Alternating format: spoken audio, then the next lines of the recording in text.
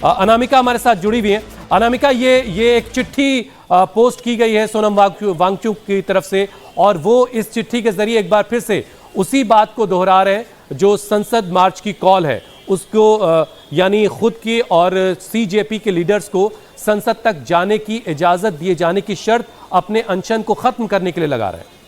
क्या यह मुमकिन है?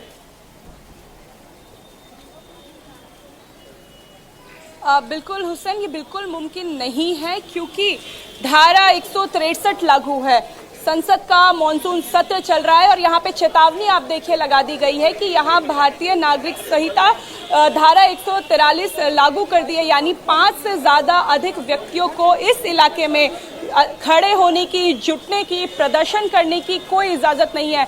अमूमन ये होता भी है जब संसद का सत्र चलता है तो जंतर मंतर पर भी उन 20-22 दिनों तक प्रदर्शन की इजाजत नहीं होती है, लेकिन क्योंकि ये प्रदर्शन पहले से चल रहा था, सेंसिटिव हो रहा था, लोग यहाँ जुड़ रहे थे, स्टूडेंट्स आ रहे थे, छात्र आ रहे थे, ऐसे में दिल्ली पुलिस ने सेफ्टी को ध्यान में रखते हुए उन्हें यहीं रुकने दिया, उन्हें प्रदर्शन से नहीं हटाया गया। जबकि ये अनाउंसमेंट कल कर दी गई थी कि 7 बजे के बाद प्रदर्शन स्थल को खाली कर देना होगा, लेकिन यहां से लोग नहीं गए। इसीलिए अब दिल्ली पुलिस ने सारी सुरक्षा की जिम्मेदारी ले ली है और आप देखें कि यहाँ पे जो मेटल डिटेक्टर कल प्रदर्शन साइट पे लगाए गए थे उसे प्रदर्शन साइट से 100 मीटर की दूरी पर लगा दिए गए हैं। यहाँ पर जो लोग आ रहे हैं, आपको यहाँ पे भी इसके बाद बैरिकेडिंग खत्म हो जाती है, लेकिन जब अगर संसद मार्च होता है तो केवल यहीं तक, इस बैरिकेडिंग तक ही लोग आ पाएंगे और ये जगह प्रदर्शन साइट से लगभग 100 मीटर ही दूर है।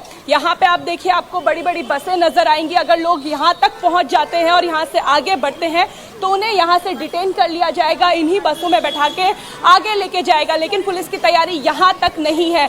ऐसी तैयारी हम पुलिस की 26 जनवरी और 15 अगस्त के समय में देखते हैं। ITO तक ये बैरिकेडिंग कर दी गई है। अगर आप नोएडा से आ रहे हैं, फरीदाबाद से आ रहे हैं तो बॉर्डर्स पे चेकिंग हो रही है। कोई भी अगर ऐसी गाड़ी दिखती है जिसमें बहुत ज़्यादा लोग हैं तो उस गाड़ी की भी चेकिंग की जाएगी। लेकिन जो आम लोगों का जनजीवन है वो सामान्य रूप से चल रहा है। आप देखेंगे कि गोल चक्कर में जो लोग ऑफिस जा रहे हैं या फिर यहाँ पे अक्सर आया करते हैं, उन पे कोई पाबंदी नहीं लगाई है। पुलिस पे ये भी जिम्मेदारी है कि इन लोगों को ये ट्रैफिक जो है वो रुके नहीं, ट्रैफिक सुचारू रूप से चलते रहे, लेकिन कोई रकस भी ना हो। अगर कोई रकस होता है तो उसे हैंडल करने के लिए पुलिस ने हैवी डिप्लॉयमेंट करके रखा है। अनामिका, हम तस्वीरों में देख पा रहे हैं चंद्रशेखर आजाद वो पहुंचे हुए हैं। इसके अलावा कौन कौन और नेता इस वक्त वहां पर मौजूद है जो धरना स्थल पर है? जरा सुन लेते हैं चंद्रशेखर को।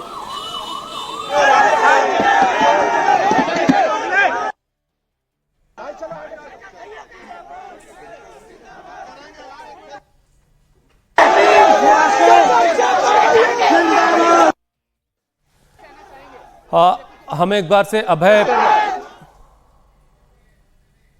पहुंचेंगे जी।